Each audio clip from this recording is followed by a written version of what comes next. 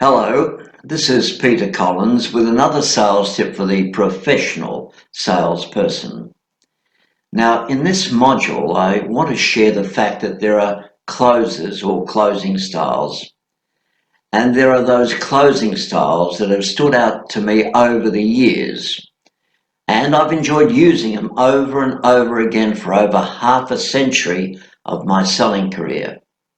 And what's more, they're all counted among my favourites. In fact, the comparison close is among one of those that I've made the most money from.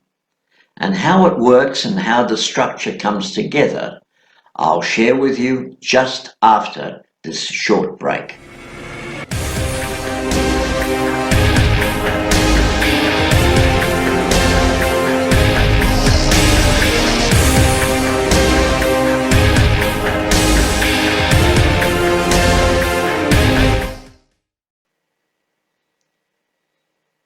Welcome back.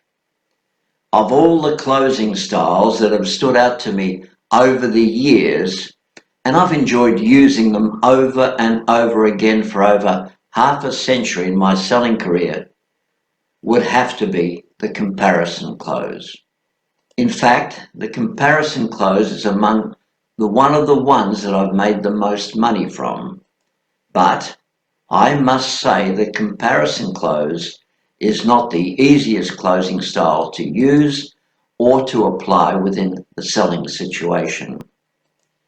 Now, there are a number of closing styles of similar nature and value to the comparison close, and among these is the Ben Franklin close or the Benjamin Franklin close. And this too would rank as one of the ones I would class top of my list personally. But with the comparison close, unlike the Benjamin Franklin close, your product or service is compared to or against another product or service. Now, allow me to explain. To those new to selling or those with a limited knowledge of selling, this close could prove to be a difficult one indeed.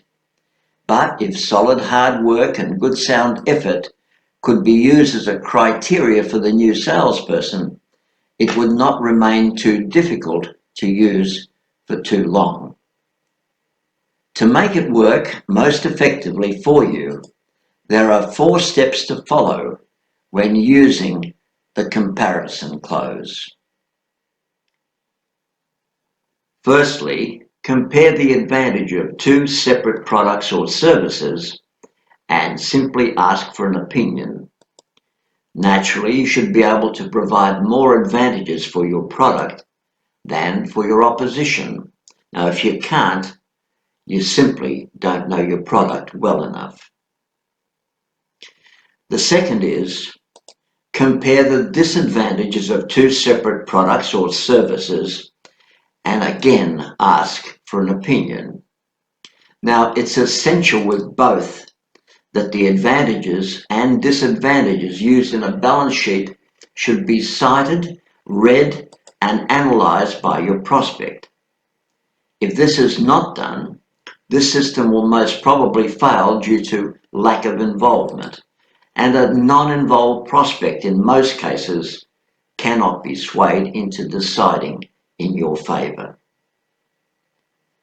The third step is, if steps 1 and 2 are applied satisfactorily, it should be easy enough to take the decision-making process away from your prospect.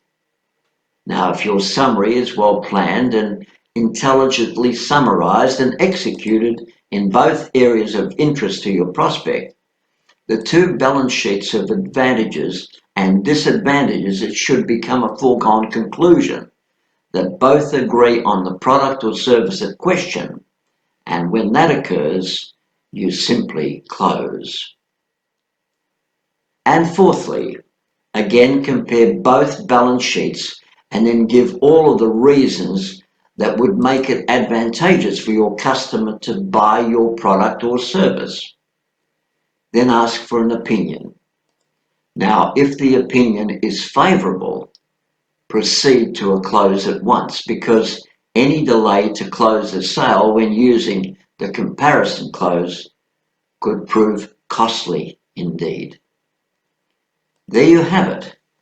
You have the structure, you have the balance sheet concept, and you also have the ability to close a sale because you constantly bring up more reasons for them to buy. In other words, more advantages than disadvantages. And I've seen this taken to the extreme by some of my colleagues, and one once boasted he had over 70 advantages and only 4 disadvantages. The problem was he didn't make the sale because it was walked too far on the advantage side, and I believe the prospect saw a con.